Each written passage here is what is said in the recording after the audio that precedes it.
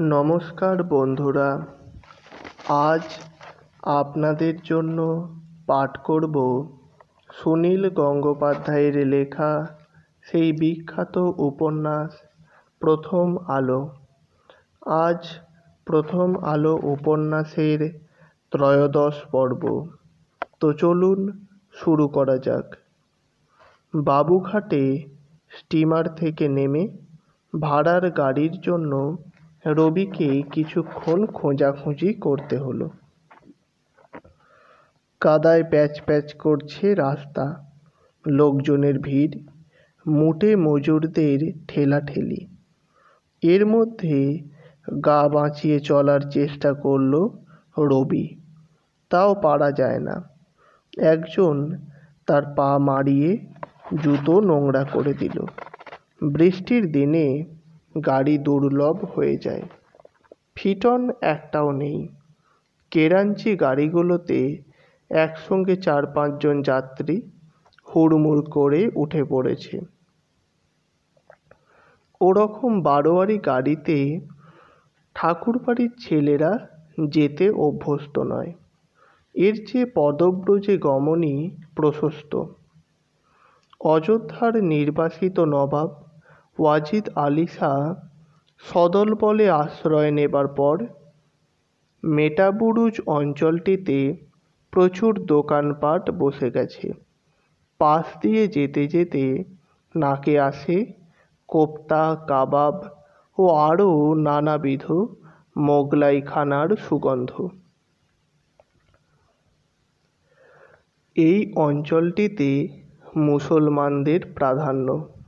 বাংলা কথা প্রায় শোনাই যায় না। রবির মনে পড়ল, মেজদাদা সত্যেন্দ্রনাথ যখন ICS হয়ে বিলেত থেকে এসে আমেদাবাদে অ্যাসিস্ট্যান্ট কালেক্টর ও ম্যাজিস্ট্রেটের চাকরি নেন, তখন এই মেটাবুরুজ থেকে আব্দুল নামে এক বাবুর্চিকেও সঙ্গে নিয়ে গিয়েছিলেন। সেই আব্দুলের যেমন ছিল রান্নার হাত, তেমনই ছিল গাল গল্পের সঞ্চয়। রবি সেই সময় কিছুদিন গিয়ে থেকেছিল মেজদার কাছে। বাড়িখানা কি, বাদশাহী আমলের প্রাসাদ, যেন এক স্তব্ধ ইতিহাস। কলকাতা শহরটি বড় অর্বাচীন, এখানে ইতিহাসের কোনো রূপ নেই। আমেদাবাদে সেই শাহীবাগ প্রাসাদের প্রকাণ্ড ছাদে জ্যোৎস্না রাতে একা একা পদচারণা করবার সময় মনে হতো যেন চারপাশ থেকে অনেক অশরীরী ফিস ফিস করে কিছু বলতে চাইছে। নবাব ওয়াজিদ আলী শাহের বাড়িতে গান বাজনার আসরে অনেকেই যায়। জ্যোতিরিন্দ্রনাথের সঙ্গে নবাব বাহাদুরের পরিচয় আছে। রবি ঠিক করল সেও একদিন ওই আসরে যাবে। হাঁটতে হাঁটতে রবি চলে এলো লালবাজারের কাছে। এখানে একটি ভাঙা গাড়ির আড্ডা আছে। রবি সেখানে একটি ল্যান্ডো গাড়ির গাড়োয়ানের সঙ্গে কথা বলছে। এমন সময় পাশে আরেকটি গাড়ি দাঁড়ালো। সেই গাড়ি থেকে ঝুঁকে এক ব্যক্তি বলল, আরে রবীন্দ্রবাবু যে, এসো এসো, এ গাড়িতে উঠে এসো। রবি ফিরে দাঁড়িয়ে হাত জোর করে নমস্কার জানালো। এই ব্যক্তিটির নাম শিবনাথ ভট্টাচার্য, অনেকে শাস্ত্রী মশাই বলেও ডাকে। রবির চেয়ে বয়সে 14-15 বছরের বড়। রবিকে বালক বয়স থেকেই চেনেন। আগে শুধু রবি বলতেন, এখন রবীন্দ্রবাবু বলে সম্বোধন করছেন। সাহিত্য জগতে এর বেশ সুনাম আছে। আবার তেজস্বী সমাজ সংস্কারক। বিধবা বিবাহ ও নারী শিক্ষার জন্য তিনি প্রচুর পরিশ্রম করেন।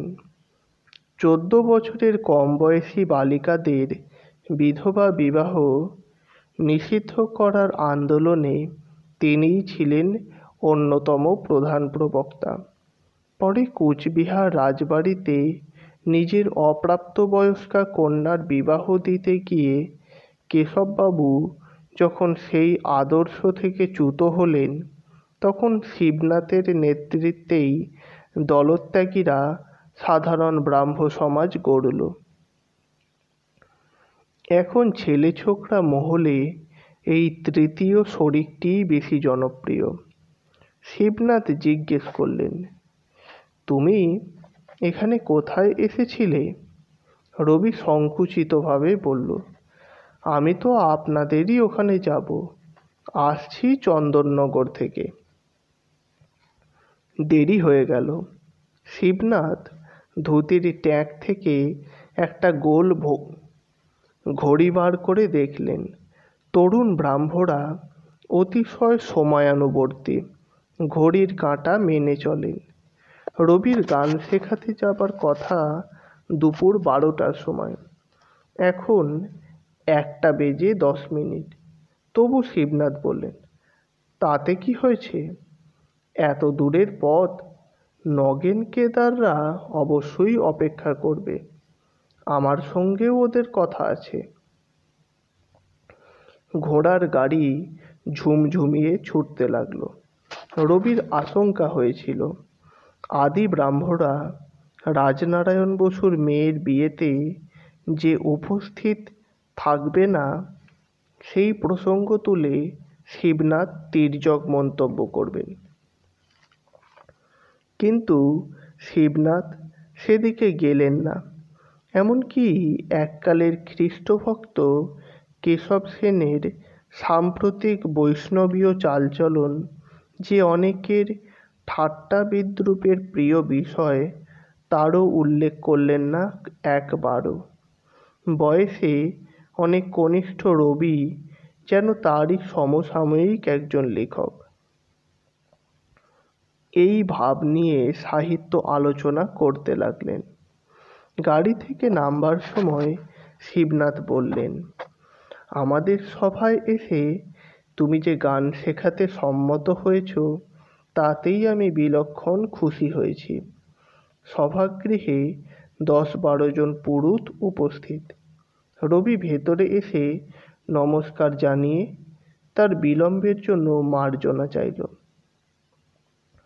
সকলেই অতিশয় ভদ্রতার সঙ্গে মাথা দুলিয়ে দুলিয়ে বললেন, না না, কিছুমাত্র দেরি হয়নি, আমরা সবাই আগ্রহের সঙ্গে অপেক্ষা করছি। গান শিখবেন মোট 5 জন। শুভ্র ফরাসের একদিকে তারা বসেছেন। একটু দূরে তাদের মুখোমুখি রবি। গায়কদের একজনের হাতে এসরাজ, আরেকজনের হাতে খঞ্জনি। তত্ত্ববোধিনী প্রেস থেকে গানের কথা ছাপিয়ে সেই কাগজ ওদের মধ্যে বিলি করা হয়েছে। রবি প্রথমে 2 হৃদয়ের নদী গানটার 1 লাইন গেয়ে বলল, এটা সাহানা ঝাপতাল। গায়কদের সবারই বেশ তৈরি গলা, সহজেই গান তুলে নিতে পারেন। ওদের মধ্যে একজন ছাড়া আর সকলেই বয়সে রবির চেয়ে ঢের বেশি। নগেন চাটুর্যে, সুন্দরী মোহন দাস, কেদার মিত্তিরকে তো রবি চেনেই। অন্ধ চুনিলালের গানও সে শুনেছে আগে। অন্যজন যেন বয়সে রবির চেয়েও কিছু ছোট, বেশ বলিষ্ঠকায় এক সদ্য কৈশোর অতিক্রান্ত যুবা। বড় বড় টানা টানা চোখ, গাঢ় ভুরু। আলাপ করিয়ে দেবার সময় ওর নাম বলা হয়েছে নরেন দত্ত। সে একজন কলেজের ছাত্র। রবির প্রথম মনে হয়েছিল এই যুবকটি তার একেবারেই অচেনা। একটু পরে মনে হলো এই মুখের আদলটি সে আগে কোথাও দেখেছে। তারও পরে মনে পড়ল বড় দাদার ছেলে দীপুর সঙ্গে এই নরেন দত্তকে সে তাদের জোড়াসাঁকোর বাড়িতেই দু একবার দেখে থাকবে। তখন সে আরও ছোট ছিল। খুব সম্ভবত সে দীপুর স্কুলের সহপাঠী ছিল। নরেনের বেশ জোরালো উদাত্ত কণ্ঠস্বর, তার সপ্তকেও ভাঙে না। কোরাস দলে এরকম একটি গায়কের বিশেষ প্রয়োজন। দ্বিতীয় গানটি জয় জয়ন্তী ঝাঁপতাল। মহাগুরু, দুটি ছাত্র এসেছে তোমার। সে গানটিও অনেকখানি শেখানো হয়ে গেছে। তখন গায়কদের একজন বললেন, রবীন্দ্রবাবু, আমাদের তো ৫-৬টি গান গাইবার কথা। আপনার আরেকটি গান আমাদের নরেন বেশ গায়, সেটা কি এই উপলক্ষে চলতে পারে? রবি কৌতূহলী হয়ে তাকালো। সেই গায়কটি বলল, ওহে নরেন, তোমারই করিয়াছি, গানটা একবার ধরো না, রবীন্দ্রবাবুকে শোনাও। অনেক গায়কই গানের অনুরোধ জানালে অহেতুক লজ্জা প্রকাশ করে সময় নষ্ট করে।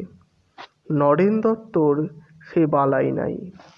দু হাতে তাল দিয়ে সে গেয়ে উঠল, তোমারই করিয়াছি জীবনের ধ্রুব দ্বারা, এ সমুদ্রে আর কভু হব নাকো পথহারা। মুখ নিচু করে ফরাসের উপর আঙুল দিয়ে আঁকিপুকি কাটতে কাটতে রবি শুনতে লাগলো গানটা। শুনতে শুনতে এ গান যাকে উদ্দেশ্য করে লেখা মনে পড়ল তার কথা। টনটন করতে লাগলো বুকের মধ্যে। বিলেতে যাবার সময় শুধু সেই একজনকে ছেড়ে যাবার কষ্টই রবির অসহ্য বোধ হতো। জাহাজের ডেকে দাঁড়িয়ে ভারতভূমির দিকে তাকিয়ে জল এসে যেত তার চোখে। সেই সময়ে এই গানটির খসড়া করা হয়েছিল। যেথা আমি যাই নাকো, তুমি প্রকাশিত থাকো, আকুল নয়ন জলে ঢালো গো কিরণ ধারা, তব মুখ সদা মনে জাগিতেছে সঙ্গোপনে, তিলেক অন্তর হলে না হেরি কুল কিনারা। না না, এ গান শুধু তাদের দুজনের, সর্বসাধারণের জন্য নয়। নরেন গানটি যদিও বেশ ভালোই গেয়েছে,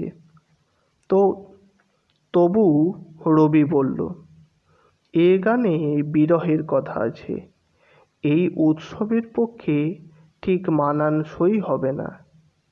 সঙ্গীত শিক্ষা পর্ব শেষ হতে হতে পেরিয়ে গেল অপরাহ্ন। তখনই স্টিমার ঘাটে না গিয়ে রবি ঠিক করল মাঝপথে সে একবার মেজদাদার বাড়ি ঘুরে যাবে। মেজদাদার দুটি ছেলে মেয়ের সঙ্গে তার ভারী ভাব। অনেক দিন দেখা হয়নি। মেজ বৌঠানও বারবার যেতে বলেছেন। সত্যেন্দ্রনাথকে কার্যব্য প্রদেশে বোম্বাই প্রেসিডেন্সির বিভিন্ন অঞ্চলেই থাকতে হয়। তার পত্নী জ্ঞানদানন্দিনী স্বামীর কাছেই ছিলেন। এখন ছেলে মেয়েদের শিক্ষার জন্য কলকাতায় চলে এসেছেন। সুরেন্দ্র আর ইন্দিরা দুই পিঠোপিঠি ভাই বোন, 10 আর 9 বছর বয়স। তারা সাহেবী স্কুলে পড়ে। জোড়াসাঁকো ঠাকুরবাড়িতে প্রথম বিলিতি আদব কায়দা আমদানি করেছেন জ্ঞানদানন্দিনী। যে দেবেন্দ্রনাথ নিজের কন্যা ও পুত্রবধূদের অন্দরমহলের বাইরে বেশি যাতায়াত পছন্দ করেন না, তারই মধ্যম পুত্রবধূ জ্ঞানদানন্দিনী স্বামীসঙ্গ ছাড়াই একা দুটি শিশুপুত্র কন্যা নিয়ে ইংল্যান্ড ঘুরে এসেছেন। সত্যেন্দ্রনাথ নিজে স্ত্রী স্বাধীনতার বিশেষ পক্ষপাতী। জোড়াসাঁকোর বাড়িতে খড়খড়িগুলো ভেঙে দেওয়ার ইচ্ছে তার অনেক দিনের। মেয়েরা চিকের আড়ালে থেকে সব কিছু দেখবে, তারা কি অন্ধকারের প্রাণী? কিন্তু পিতার ইচ্ছার বিরুদ্ধে সব যবনিকা ছিঁড়ে ফেলা সম্ভব নয়। সত্যেন্দ্রনাথ নিজে যখন ছাত্র অবস্থায় ইংল্যান্ডে ছিলেন তখন খুব চেয়েছিলেন স্ত্রীকেও নিজের কাছে নিয়ে যেতে। পাশ্চাত্যের মেয়েরা শিক্ষা দীক্ষায় কর্মক্ষেত্রে কতটা এগিয়ে গেছে, কতটা সংস্কার মুক্ত হয়েছে, তা এদেশের মেয়েরা নিজের চোখে দেখুক। কিন্তু দেবেন্দ্রনাথ তখন অনুমতি দেননি। তারপর দেশে ফিরে এসে সত্যেন্দ্রনাথ যখন উচ্চ চাকরি নিয়ে স্বাবলম্বী হলেন তখন এক দুঃসাহসী কাজ করে ফেললেন। সঙ্গে 3টি শিশু সন্তান। পুরুষ অভিভাবক নেই। এই অবস্থায় কোনো বঙ্গ ললনা তো দূরের কথা, কোনো ভারতীয় নারী এর আগে সমুদ্র পাড়ি দেয়নি। জ্ঞানদা নন্দিনী তখন 26-27 বছরের যুবতী। ইংল্যান্ড যাত্রা অবশ্য এর আগে অনেকটা সুগম হয়ে গেছে। জাহাজে মাত্র 1 মাস লাগে। জ্ঞানদা নন্দিনীর রূপান্তর অতি বিস্ময়কর। কোথা থেকে কোথায় এসে পৌঁছেছেন। যশোরের এক অতি সাধারণ পরিবারের কন্যা। নিতান্ত বালিকা বয়সে ঠাকুরবাড়ির পুত্রবধূ হয়ে এসেছিলেন। লাজুক ভীরু রোগা পাতলা 7-8 বছরের সেই বালিকা ঠাকুরবাড়ির ঐশ্বর্য ও আড়ম্বরের মধ্যে এসে জড়সড় হয়ে এক কোণে বসে থাকত। রবি মেজ বৌঠানের কাছে তার বাপের বাড়ির গল্প শুনেছে। সে ছিল নানা রকম কুসংস্কারে ভরা এক শাক্ত বংশ। বাড়ির কারুর অসুখ বিসুখ হলে মা কালীর কাছে জোড়া পাঁঠা আর মদ মানত করা হতো। জ্ঞানদা নন্দিনীর মা একবার কোনো এক সংকটের সময় পাঁঠা মদ ছাড়াও নিজের বুকের রক্ত দিতে চেয়েছিলেন ঠাকুরকে। নিজের করতলে জ্বলন্ত ধুনো গুগ্গুল দিয়ে আরতি করেছেন। সেই বাড়ির একটি পুচকে মেয়ে যেন রূপকথার মতন একদিন খোলস ছেড়ে বেরিয়ে এলো এক অসামান্য রমণী হয়ে। যেমন তার রূপ তেমন তেজ। ইংরেজ সমাজেও মিশতে পারেন সমান আত্মমর্যাদা নিয়ে। ইংরেজি ফরাসিতে কথা বলতে পারেন অনর্গল। এতকাল হিন্দু বাঙালি স্ত্রীলোকেরা ছিল একবস্ত্রা। অঙ্গে শুধু শাড়ি ছাড়া আর কোনো অন্তর্বাস থাকত না। নারী দেহ শুধু ভোগের জন্য এবং সন্তান উৎপাদনের জন্য ব্যবহৃত। অন্দরমহলে অবরুদ্ধ সেই সব নারীদের জন্য ওইটুকু বস্ত্রই তো যথেষ্ট। কিন্তু সত্যেন্দ্রনাথ তার স্ত্রীকে যখন বাইরে নিয়ে এলেন তখন ওই পোশাক তার কাছে অশ্লীল ও অভব্য মনে হয়েছিল। তিনি নিজে স্ত্রীর জন্য অন্য পোশাকের পরিকল্পনা করেছেন। জ্ঞানদা নন্দিনীও প্রবাসে স্বামীর সঙ্গে ঘুরে ঘুরে পার্সি রমণী ও মেমদের দেখে দেখে সেমিজ সায়া পেরিকোটের নতুন সাজসজ্জার প্রচলন করেছেন। ঠাকুর পরিবার ও অন্যান্য অনেক অভিজাত পরিবারের নারীরা এখন জ্ঞানদা নন্দিনীর অনুসরণ করে। তা বলে জ্ঞানদা নন্দিনীর সমস্ত রকম চালচলন ও ইংরেজিয়ানা বাড়ির সবাই মেনে নেয়নি। দেবেন্দ্রনাথও এসব অনুমোদন করেন না। তিনি ইংরেজদের কোনোদিনই পছন্দ করেননি। ইংরেজদের সংস্পর্শ এড়িয়ে চলেছেন। ইংরেজি পোশাক ও আদব কায়দার অনুকরণ তার দুচক্ষের বিষ।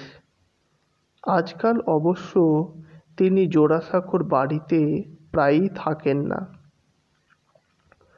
বিলেত থেকে ফেরার পর জ্ঞানদা নন্দিনী শ্বশুরবাড়িতে তার অংশটিতে আলাদা রীতি চালু করেছেন। তার ছেলেমেয়ে দুটি বাংলা স্কুলে পড়ে না। বাড়ির অন্য ছেলেমেয়েদের সঙ্গেও বিশেষ মেশে না। তারা কাঁটা চামচ দিয়ে খায়। পরস্পরের সঙ্গে ইংরেজিতে কথা বলে এবং প্রতিদিন বিকেলে সাহেব বাচ্চার মতন খাস বিলেতি কোট ও ফ্রক পরে সেজে একজন ভৃত্যের সঙ্গে ইডেন উদ্যানে হাওয়া খেতে যায়। বাড়ির অন্যান্য অনেক বাচ্চার মধ্যে যে কোনো একজনকে দয়া করে সুরেন ইন্দিরার সঙ্গে পাঠানো হয়, তাও নিয়মিত নয়, পালা করে। জ্ঞানদা নন্দিনী রামা নামে একজন ভৃত্য এনেছেন বাইরে থেকে। সেও প্যান্ট কোট পরে থাকে। ফ্রান্সের নিস শহর থেকে একটা সাদা রঙের তুলতুলে কুকুর এনেছেন। তার নাম নিশুয়া। বাড়ির মধ্যে কুকুর পোষাতে অনেকেই ঘেন্নায় মুখ কুঁচকেছে। এ পরিবারে আগে কেউ দেখেনি। যারা প্রথম কোনো সংস্কার ভাঙে তাদের অনেক নিন্দাও সহ্য করতে হয়। যারা নতুন কোনো পথ দেখায় তাদের তৈরি থাকতে হয় পথের অনেক বাধার জন্য। যারা মুক্তি অভিলাষী তাদের খুলতে হয় অনেক বন্ধ দ্বার। আবার এ কথাও ঠিক, যারা পথিকৃৎ তারা অত্যুৎসাহে কিছুটা বাড়াবাড়িও করে ফেলে। অনেক সময় তাদের স্বাধীন চেতনা ঔদ্ধত্যের মতন মনে হয়। একটা প্রকট নতুনত্ব মনে হয় দৃষ্টিকটু। জ্ঞানদা নন্দিনী শুধু বিলেতে যাননি, স্বামীর সঙ্গে ভারতের নানা অঞ্চলে ঘুরেছেন, মিশেছেন বহু জাতের মানুষের সঙ্গে। ক্ষুদ্র বাঙালি গণ্ডি ছাড়িয়ে তিনি দেখেছেন বৃহত্তর জগৎ। তিনি লক্ষ্য করেছেন এই দেশেই বাঙালিদের তুলনায় অন্যান্য জাতের কিছু কিছু মহিলা বেশ অগ্রসর হয়ে আছে। তারা সবসময় ঘোমটায় মাথা ঢেকে গুড়ের নাগরী হয়ে থাকে না। জ্ঞানদা নন্দিনীর ব্যবহারে কিছুটা উগ্রতা থাকলেও তিনি নারীদের অবাধে মুক্ত করবার জন্যই নিজের দৃষ্টান্ত সবার সামনে তুলে ধরতে চেয়েছেন। কিন্তু অনেক নারীই তাকে মানে না, তার উদ্দেশ্য সম্পর্কে সন্দিহান। জ্ঞানদা নন্দিনী অন্যের নিন্দে গ্রাহ্য করেন না। সকলে বলে সেটা তার দেমাক। তিনি পুরুষদের সঙ্গে সমান মর্যাদা নিয়ে কথা বলতে গেলে অন্য মেয়েরা বলে বেহায়াপনা। ভারতের প্রথম আইপিএস অফিসারের স্ত্রী হিসাবে তার কিছুটা অহংকার থাকতে পারে। কিন্তু যখন সেরকম কোনো অহংকারের প্রকাশ নেই তখনও লোকে সেটা আরোপ করে তার উপর। অনেকে এমন কথাও বলে, সত্যেন তো ICS হয়েছে, দ্বারকানাথ ঠাকুরের নাতি বলে, না হলে কি আর পারতো? নিজে বড় হবার চেষ্টা না করে অন্য কেউ বড় হলে তাকে নানাভাবে ছোট করার চেষ্টায় এদেশের মানুষের বিশেষ আনন্দ। মেয়েরা এগিয়ে যেতে চাইলে তাকে পেছন দিকে টেনে ধরে মেয়েরাই। জ্ঞানদানন্দিনী তার শ্বশুরবাড়ির অনেক জা ননদ ঠাকুরঝির পুরোপুরি সমর্থন পাননি। এই বৃহৎ একান্নবর্তী পরিবারে বাইরের অনেক মেয়ে এসেছে পুত্রবধূ হয়ে। এ বাড়ির মেয়েরাও বিয়ের পর বাড়িতেই থেকে গেছে। তাদের স্বামীরা ঘর জামাই। এতগুলি মানুষ সব বিষয়ে একমত হয়ে মিলেমিশে বরাবর সুখ স্বাচ্ছন্দ্যে থাকবে, এটা একটা অলীক কল্পনা। ঠোকাঠুকি লাগবেই কখনো কখনো। তবে ঠাকুরবাড়ির বিশেষ একটা সহবত আছে।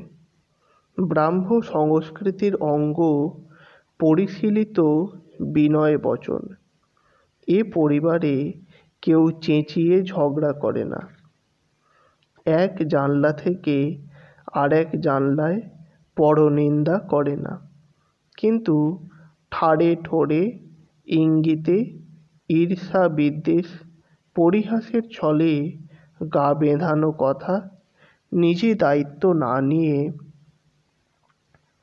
অমুক বলেছিল বলে এক টুকরো কুৎসা শুনিয়ে দেওয়া, এগুলো তো থাকবেই।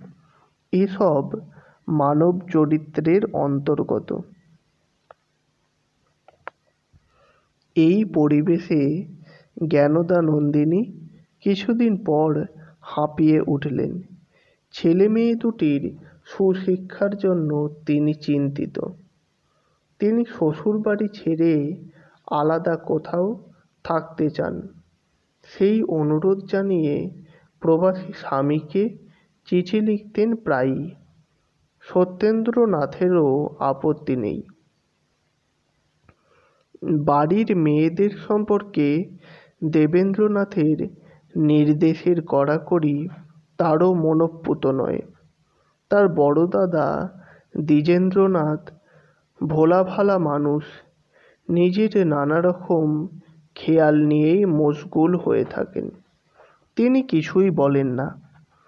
সত্যেন্দ্রনাথই মাঝে মাঝে এই বিশাল পরিবারের অধিপতির মতের বিরুদ্ধে মৃদু প্রতিবাদ জানিয়েছেন। স্বামী এখানে নেই। জ্ঞানদানন্দিনী শুধু ছেলে মেয়েদের নিয়ে আলাদা বাড়িতে থাকবেন। তা আবার হয় নাকি? সত্যেন্দ্রনাথ জানালেন, হ্যাঁ, তাও হতে পারে। তার স্ত্রী বাপের বাড়ির দু একজন না হয় সঙ্গে এসে থাকবে। জ্ঞানদানন্দিনী শুধু প্রথম বিলেতেই যাননি, তিনি প্রথম এই যৌথ পরিবারটির ভাঙনের সূচনাও করেছেন। এখন তিনি থাকেন বিরজিতলাওয়ের একটি বাড়িতে। ছেলে মেয়েদের স্কুল লরোটো, সেন্ট জেভিয়ার্স কাছাকাছি হবে। এই অছিলায় উঠে এলেও সবাই বুঝেছে এই ভাঙন আর জোড়া লাগবে না। বিরজিতলাওয়ের বাড়িটি বেশ বড়। এই সম্পত্তিটি অনেকদিন আসামের বিজনি এস্টেটের কাছে ন্যস্ত ছিল। এখন সেটি অধিগ্রহণ করা হয়েছে।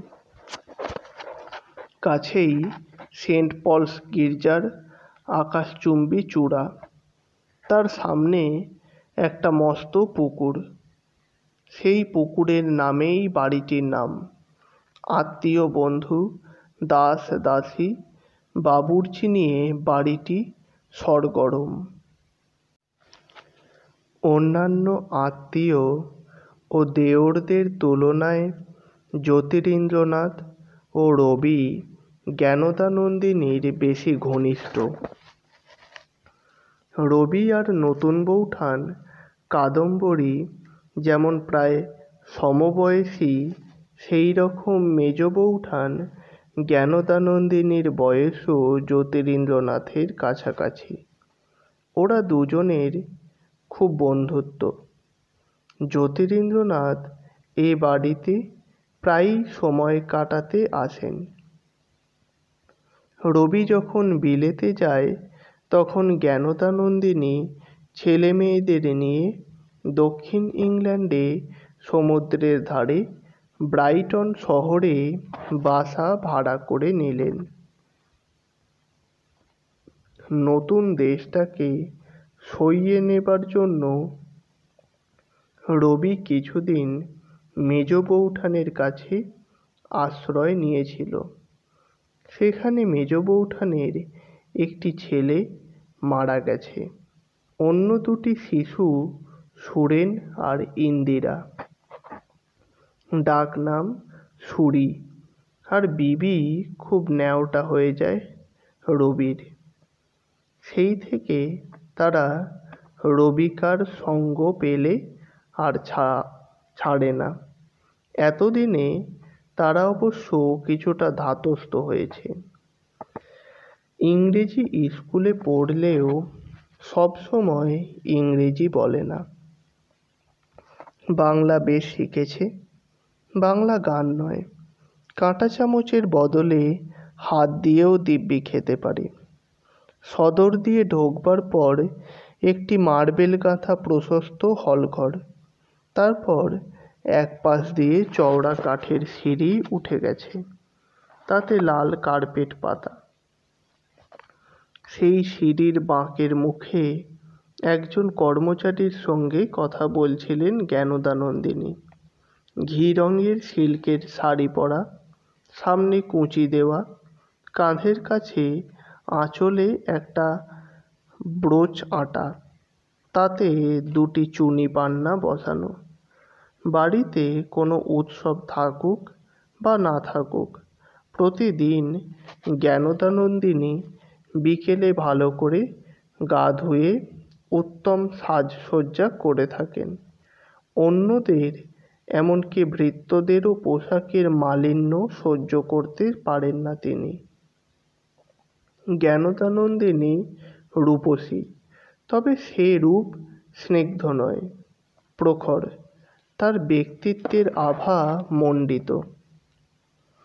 দুটি জীবিত পুত্রকন্যা ছাড়াও যে তার আরও দুটি সন্তান জন্মেছিল, নিখুঁত শরীরের গড়নে তার কোনো ছাপ নাই। ৩৩ বছর বয়সের এক পরিপূর্ণ যুবতী। রবিকে দেখে তিনি কথা থামিয়ে কয়েক পলক বিস্ময়ের সঙ্গে তাকিয়ে রইলেন। তারপর সিঁড়ি দিয়ে নামতে নামতে বললেন, রবি, এতদিনে আমাদের মনে পড়ল। চন্দননগরে লুকিয়ে আছো বুঝি? রবি হেসে বলল, মেজ বৌঠান, আমার খিদে পেয়েছে, কি খাওয়াবে বলো? জ্ঞানদানন্দিনী আরও কাছে এসে বললেন, এ কি রুখুসুখু চেহারা হয়েছে? জুতোয় কাদা মেখে খুলে ফেলো, খুলে ফেলো। রবি বলল, সারা দুপুর গান শেখাতে হয়েছে, খিদে পেট জ্বলছে। সুরেন বাগানের পেছনের স্কুলের বন্ধুদের সঙ্গে টেনিস খেলছে। বিবি পিয়ানো বাজাচ্ছে পাশের ঘরে বসে। রবির গলার আওয়াজ শুনে সে খুশিতে ঝলমল মুখে ছুটে এলো। রবির কোমর জড়িয়ে ধরে বলল, রবিকা, তুমি এতদিন আসোনি কেন? এই বয়সেই যা সুন্দরী বিবি, কালে সে ঠাকুরবাড়ির সেরা রূপসীদেরও উপরে টেক্কা দেবে মনে হয়। বিবির সমবয়সী আরেকটি মেয়েও বেরিয়ে এলো পিয়ানোর ঘর থেকে। সে রবির দিদি স্বর্ণকুমারীর মেয়ে সরলা। সে কয়েকদিন এ বাড়িতে এসে রয়েছে। এই দুই বালিকাকে সোফায় পাশে বসিয়ে রবি চন্দননগরের গল্প শোনাতে লাগলো। তার জন্য রূপোর রেকাবিতে এলো কেক, পেস্ট্রি।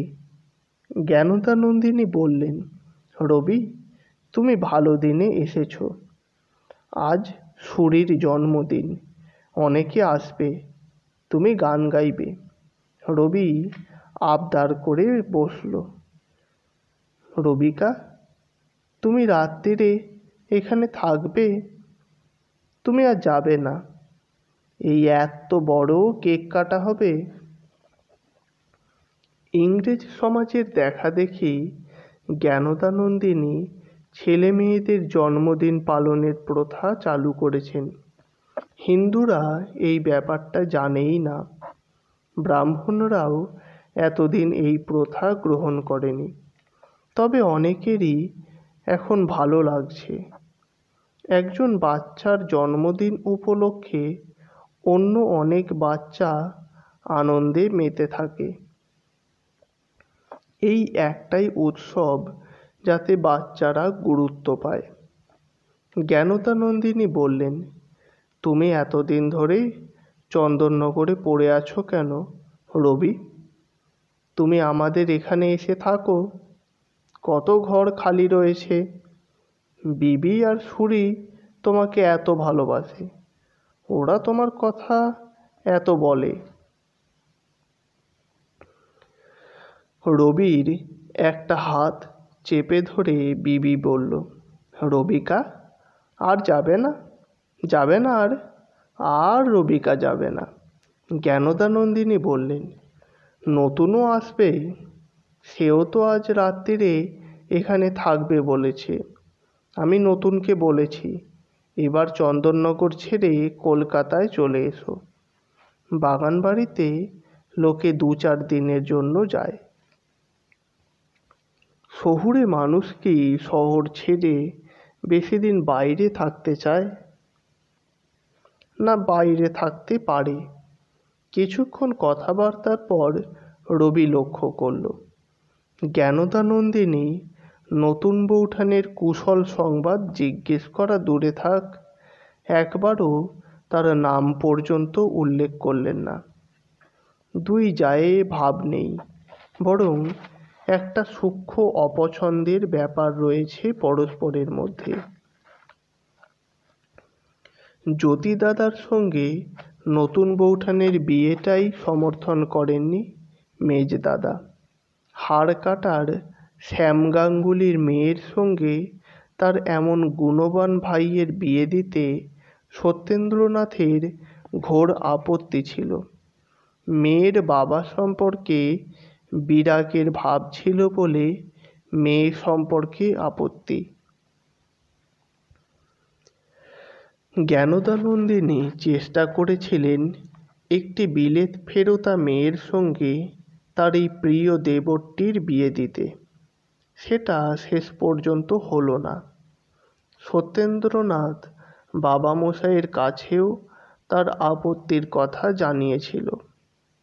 দেবেন্দ্রনাথ বলেছিলেন, একে পিরালির বংশ, তাই ব্রাহ্ম।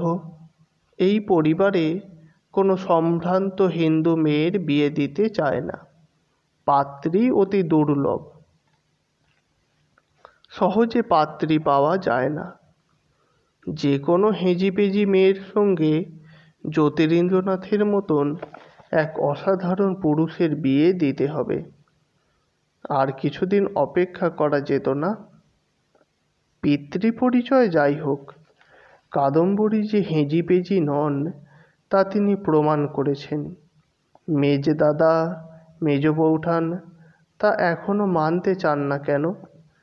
জ্ঞানদানন্দিনীরই মতন অতি সামান্য অবস্থা থেকে এসে কাদম্বরী নিজেকে অন্যভাবে তৈরি করে নিয়েছেন। এখন রূপে গুণে তিনি অতুলনীয়। তবে জ্ঞানদানন্দিনীর সঙ্গে কাদম্বরীর গভীর প্রভেদও আছে। জ্ঞানদানন্দিনীর বাস্তব জ্ঞান অতি তীক্ষ্ণ, সব দিকে তার নজর। যেমন ছেলে মেয়েদের লেখাপড়ার জন্য বিশেষ যত্ন নেন, তেমনি টাকা পয়সার হিসেব বুঝে দক্ষভাবে সংসার চালাতে পারেন। স্বামী প্রবাসে, তিনি আলাদা বাড়িতে এসে নিজের সংসার তো সুষ্ঠুভাবে চালাচ্ছেন, যে কোনো মানুষকে দিয়ে তার আদেশ পালন করাবার ক্ষমতা আছে। কারুর অসুখ বিসুখ হলে সেবা করতেও তার জুড়ি নেই। আবার বই পড়তে ভালোবাসেন, লিখতে পারেন, গান বাজনা আমোদ আহ্লাদেও সমান উৎসাহ। তিনি স্বয়ং সম্পূর্ণা। অন্যদিকে কাদম্বরীও লেখাপড়া শিখেছেন। তার রুচি অতি সূক্ষ্ম। গান ভালোবাসেন, অভিনয় করতে জানেন, কিন্তু বাস্তবের সঙ্গে যেন তার কোনো সম্পর্কই নেই। 22 বছর বয়সেও তার সন্তান হয়নি। টাকা পয়সা নিয়ে কখনো মাথাই ঘামান না, আপন খেয়ালে থাকেন। তার উপস্থিতিতে রবি সবসময় যেন একটা রহস্যের ইঙ্গিত পায়। জোড়াসাঁকোয় যখন থাকেন তখনও কাদম্বরী তাদের তেতলার মহলেই অধিকাংশ সময় কাটান। বাড়ির অন্যদের সঙ্গে মিশতে পারেন না সাবলীলভাবে। এ যে তার অহংকার নয়, তার স্বভাবের ধরনটাই এরকম। তা রবি বোঝে। আস্তে আস্তে আরও অনেকে আসছে। কয়েকজন প্রতিবেশী মেম এলো তাদের বাচ্চাদের নিয়ে। হল ঘরে একটা টেবিলের ওপর রাখা হয়েছে কেকটি। সুরি আজ 10 পেরিয়ে 11 বছরে পা দেবে, তাই গোল করে 11টি মোমবাতি বসানো। রবি উসখুস করছে। শেষ স্টিমার ছেড়ে যেতে পারে 6টার সময়। 6টা বাজতে লাগলো। গতিক দেখে মনে হচ্ছে আজ আর তার ফেরা হবে না। ছেলেমেয়েরা ঝুলোঝুলি করছে থেকে যাবার জন্য। বাচ্চাদের নিয়ে রবি একটা ইংরেজি গান ধরল। ব্রাইটনে থাকবার সময় রবি এই গানটা শিখে গাইতো। দু একটা শব্দ বদলে দিয়ে সুরি আর বিবি হেসে কুটি কুটি হতো। Won't you tell me Molly darling, darling you are growing old, goodbye sweet heart, goodbye. Molly ডার্লিংয়ের বদলে বিবি ডার্লিং করে দিল রবি। আর অন্য ছেলেমেয়েরা রবিকে ঘিরে হাততালি দিতে লাগলো। কেক কাটা যাচ্ছে না, কারণ জ্যোতিরিন্দ্রনাথ এখনো এসে পৌঁছননি। তিনি মধ্যমণি। বাচ্চারা অধৈর্য হয়ে যাচ্ছে। রবিও ঘন ঘন ঘড়ি দেখছে। যদিও শেষ স্টিমার ছেড়ে গেছে অনেকক্ষণ আগে। বাইরে একটা জুড়ি গাড়ি দাঁড়াতেই সবাই ছুটে গেল। হ্যাঁ, এবার এসেছেন জ্যোতিরিন্দ্রনাথ। বাচ্চা বাচ্চা ছেলেমেয়েরা মুগ্ধভাবে চেয়ে রইল এই কন্দর্প কান্তি পুরুষটির দিকে। জ্যোতিরিন্দ্রনাথের চুল উস্কো খুস্কো, জামার বোতাম খোলা, মুখে ক্লান্তির ছাপ। গাড়ি থেকে নামতে নামতে তিনি বললেন, কি সবাই এসে গেছে? হলঘরটির প্রবেশপথে দেবী মূর্তির মতন দাঁড়িয়ে আছেন জ্ঞানদানন্দিনী। ওষ্ঠাধরে চাপা হাসি। মৃদু ভৎসনার সুরে তিনি বললেন, নতুন, তুমি এত দেরি করলে? কাছে এসে জ্যোতিরিন্দ্রনাথ বললেন, মেজ বৌঠান, খুব দুঃখিত। থিয়েটারে পাঠ দেখিয়ে দিচ্ছিলাম, লোকগুলো এমন আকাট মূর্খ, মুখ দিয়ে শুদ্ধ বাংলায় উচ্চারণ বেরোয় না। জ্ঞানদানন্দিনী দেবরের জামার বোতাম আটকে দিতে দিতে রঙ্গ করে বললেন, ঠিক করে বলো তো, কোন অ্যাক্ট্রেস তোমাকে এতক্ষণ আটকে রেখেছিল? এরপর কেক কাটা, হইচই ও গান চলতে লাগলো। এক সময় রবি জ্যোতি দাদাকে জিজ্ঞেস করলো, তুমি আজ চন্দননগরে ফিরবে না? নতুন বৌঠানকে বলে এসেছো উনি একা থাকবেন? জ্ঞানদানন্দিনী বললেন, গাদাগুচ্ছের চাকর দারোয়ান তো রয়েছে, একা একটা রাত্রির থাকলেই বা ভয়ের তো কিছু নেই। রবি বলল, জ্যোতি দাদা, আমি কি তবে চলে যাব? জ্যোতিরিন্দ্রনাথ এবার খানিকটা স্বস্তিময় মুখে বলল, সেই ভালো, তুই বরং ফিরে যা রবি। তোর নতুন বৌঠানকে বলবি কাল সকালেই আমার একটা কাজ আছে, তাই আজ রাতে আর ফিরছি না। তুই কি করে যাবি? ছেলেমেয়েরা হইচই করে উঠল।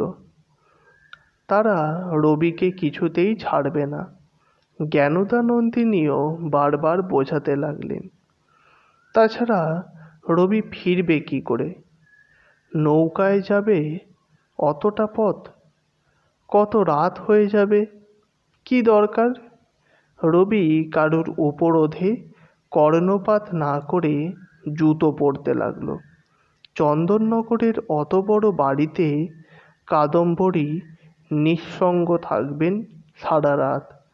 তার অভিমান কত তীব্র তা কি রবি জানে না? হাওড়া থেকে রাত 8:30টায় একটা ডাক গাড়ি ছাড়ে। এই দ্রুতগামী ট্রেনটি জল নেবার জন্য থামে চন্দননগরে। এখনই বেরিয়ে পড়লে রবি সে গাড়িটা ধরতে পারবে। রবিকে ফিরে যেতেই হবে, সে নতুন বৌঠানকে কথা দিয়েছে। তো বন্ধুরা, আজ এ পর্যন্তই। পরের দিন নতুন কোনো পর্ব, নতুন কোনো উপন্যাস, নতুন কোনো গল্প নিয়ে হাজির হব আপনাদের কাছে। আর হ্যাঁ, আর একটা অনুরোধ, চ্যানেলটি সাবস্ক্রাইব করে অবশ্যই চ্যানেলটিকে এগিয়ে নিয়ে যেতে সাহায্য করবেন, যাতে নতুন কোনো গল্প বা উপন্যাস প্রকাশের সঙ্গে সঙ্গেই আপনাদের কাছে পৌঁছে যেতে পারি। ধন্যবাদ।